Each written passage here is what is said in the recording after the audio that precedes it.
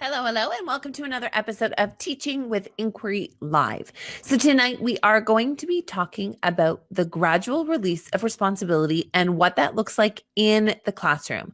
So we're going to be covering the four different stages of gradual release of responsibility, including modeled, shared, guided, and independent.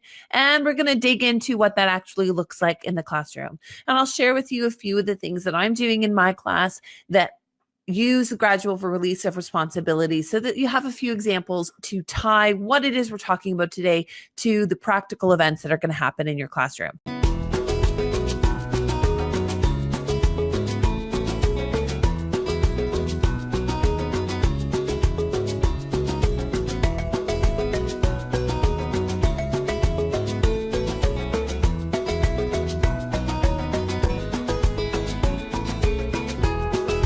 If you're new to Teaching with Inquiry Live, thank you very much for joining us. Pop on in, say hello. I'm glad that you could join us. Just give me a little wave.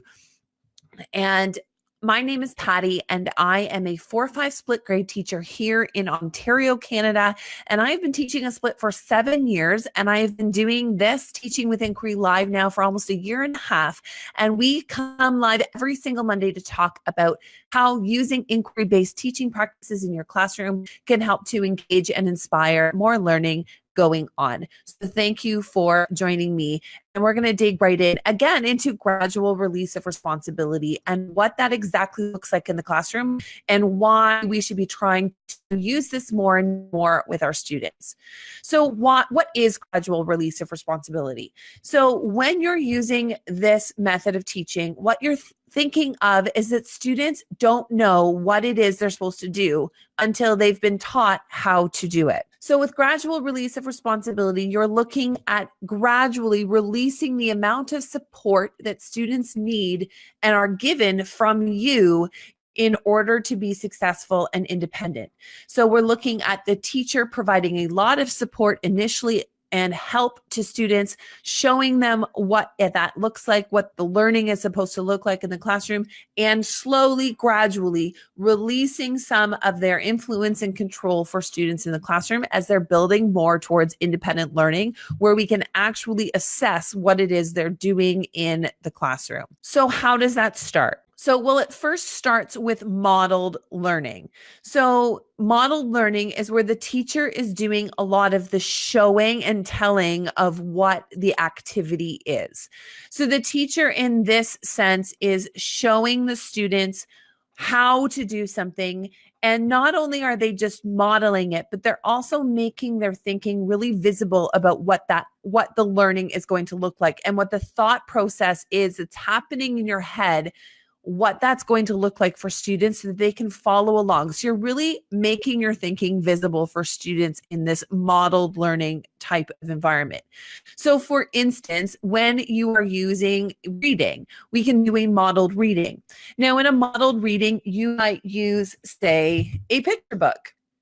And if this is the picture book that you're going to use for modeled reading, then you would be the only one with the text, and you would be reading it to students, and you would be pausing and stopping and sharing what you are thinking as you're reading. Now, I'll be completely honest, when you're first starting to do that, it sounds super weird and awkward for you to do because it's not a natural thing to stop and share those thought processes of what you're thinking as you're reading. And it's not so much what you're thinking, but it's what you want your students to be thinking while they're doing it. We certainly don't want mindless readers. So for a teacher to model the thought process that should be going on in a student's head while they're reading is important.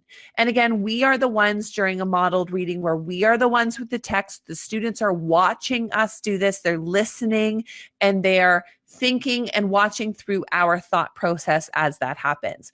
In math, this might be where you give them a problem and you are walking them through step by step how you would solve that problem using a specific strategy, perhaps for addition or multiplication, and you are making your thinking visible. So you are identifying the steps, you're identifying perhaps pitfalls, that students might encounter. You're questioning yourself, but you're thinking completely out loud while students are watching you going through this process.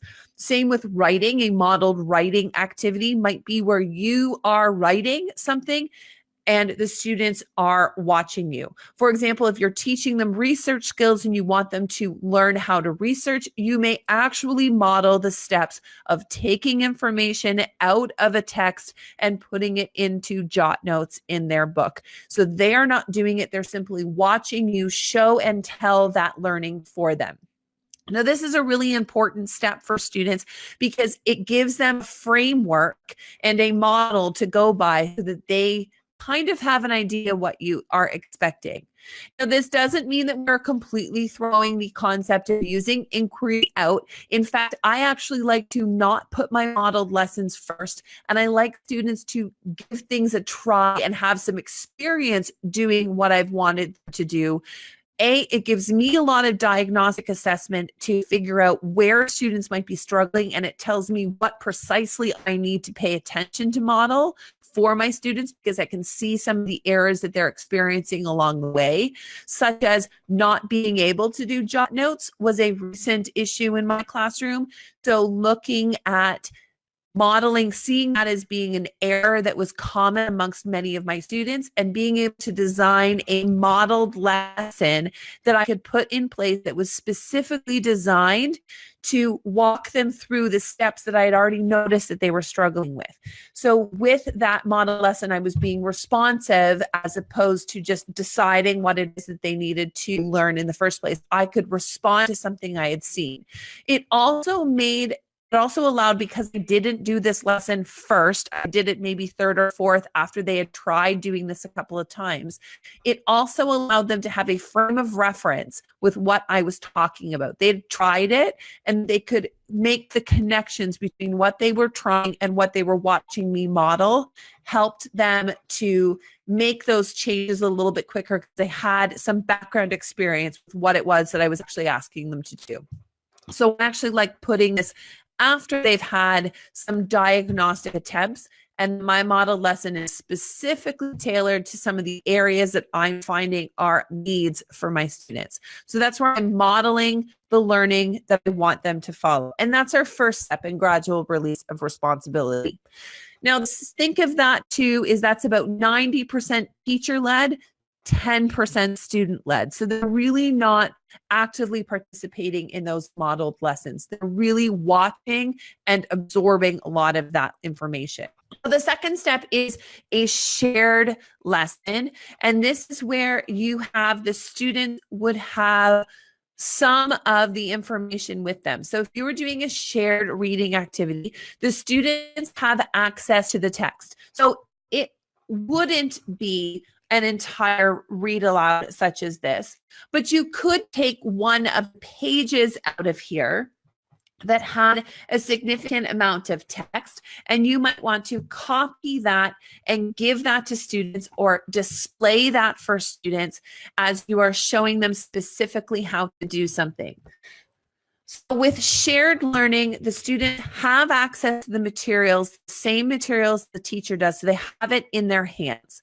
And then with shared reading, you are specific for shared learning. You are specifically working through with them what it is that you're going to do, and they have it in front of you and they're doing it along with you. So you're still looking at the divide being 60% teacher, 40% students, but they're working with you as you're doing it. There's a lot of more conversation and back and forth between the teacher and the student where you might be questioning answers, you're getting their input, and you are working alongside those students, but it's still teacher-led, and you're looking at the different activities that you're doing in the classroom.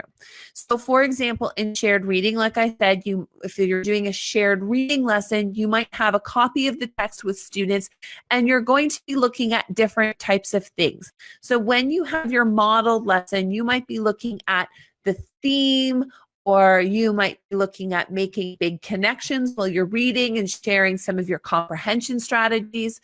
When you have a shared reading text and you're doing this in a reading activity, you might be looking a lot at some of the mechanics or word choice, some of the things that you can definitely see and point to where you're digging apart some of the text. What did the author mean when they said this sentence? What information is missing? What did the author leave out? What questions might you have? What words might you not understand that you need to go through?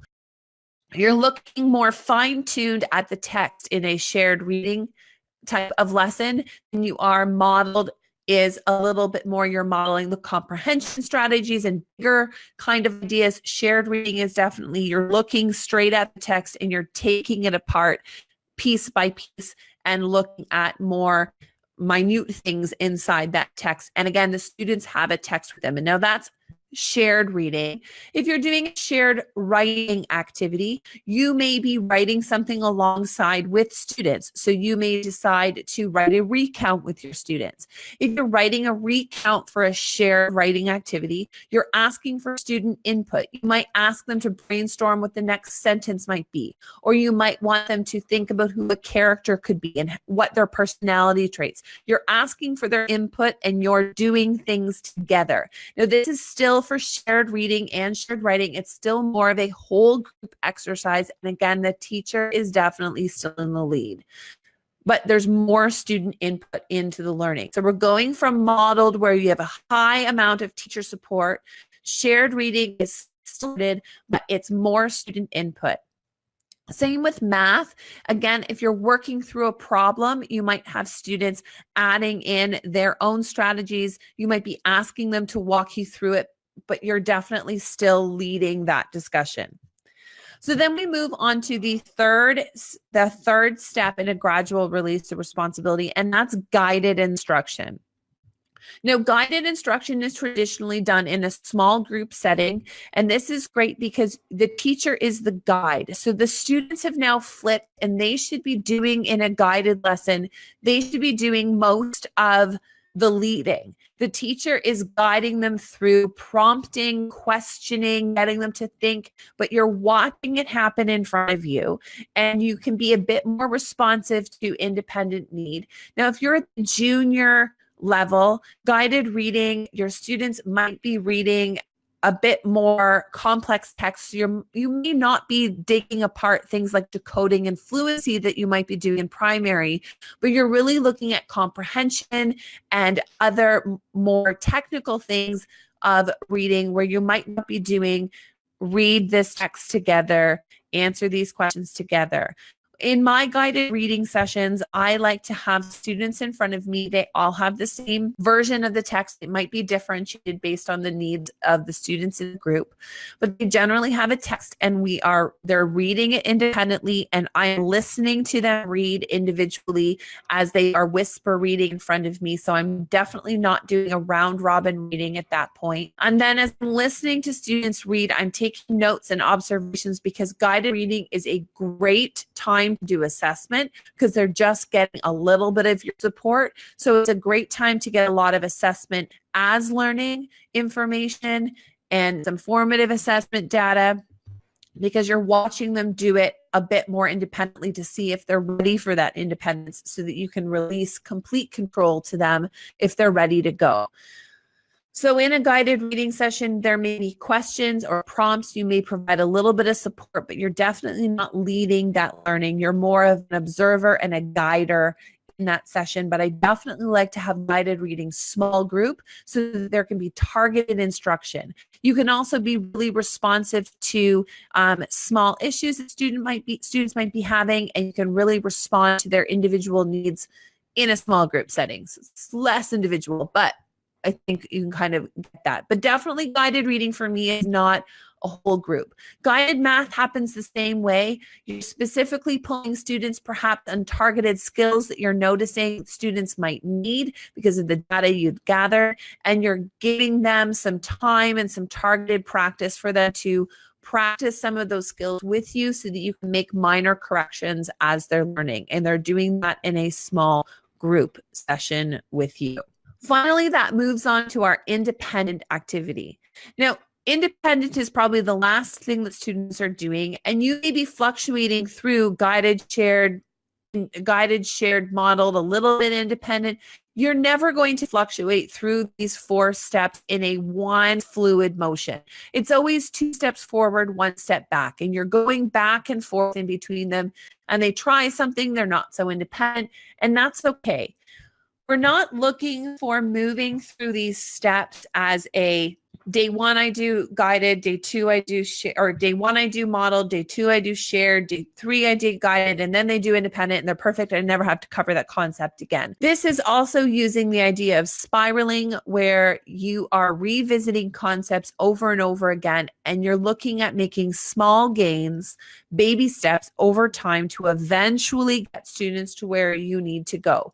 Now, it doesn't mean that your students are never working independently, because they are, and they may not be ready to move on to complete and total testing and independence right away. That's going to take some time, but you're looking at getting them to take the next baby step. So maybe the first thing they're doing is just to get them excited to write. Then the next step you're doing is to try to get them to come up with a good idea.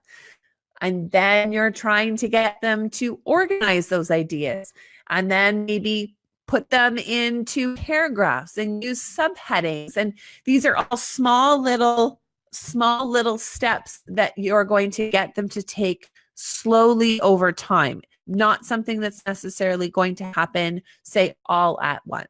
So moving your students through these 4 different levels, and they constantly are waving back and forth between these as you're teaching, is one of the most effective ways for your students to be learning, and for you to be structuring your assessment, understanding that your students can't just go from modeled lesson to independent, that they need there to be a gradual release as you are fitting in new information into that zone of proximal development, and you're making sure that students are moving ahead and forward, but that you're slowly guiding them away. You start with a lot of teacher support, and you start pulling that teacher support back over time so that they can do those baby steps more independently. So that is all I have for you tonight. It was a quick video tonight just to cover those 4 steps, because I think they are integral when we're talking about using different types of pedagogy in our classroom.